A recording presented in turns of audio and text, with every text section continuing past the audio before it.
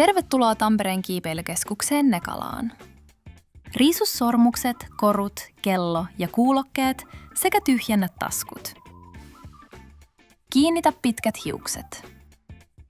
Vuokrakengät otetaan vuokrakenkäpisteeltä. Valitse kiipeilykengät oman kengän koon mukaan.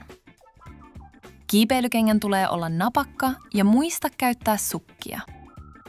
Alle 14-vuotiaan tulee olla aikuisen seurassa vierailun ajan.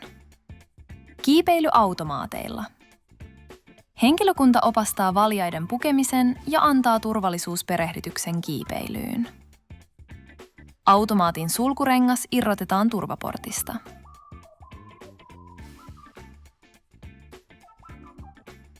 Sulkurengas kiinnitetään valjaiden keskuslenkkiin. Tarkista, että sulkurengas on kiinnitetty oikeaan paikkaan ja sulkurenkaan portti on suljettu. Aikuinen kiinnittää ja tarkistaa alle 14-vuotiaan lapsen kiinnityksen. Vain kiipeilemään lähtevät ovat harmaalla patjalla.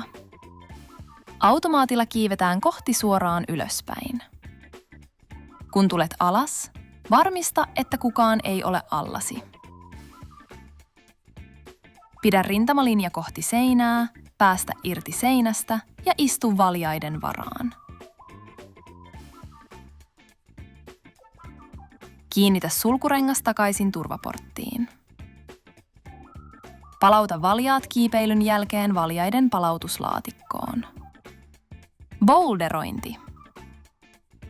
Boulderointi on kiipeilyä matalalla seinällä ilman köysivarmistusta. Patja turvaa tippumista. Pääboulder-alueen ikäraja on 7 vuotta. Lapsille on oma ikärajaton kiipeily- ja leikkialue.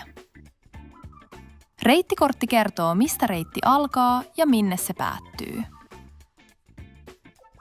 Reitiltä kiivetään alas. Harjoittele putoamista ensin matalalta. Varmista, että alla ei ole ketään. Ota tippuminen vastaan joustamalla jaloilla ja kierähtämällä selälleen.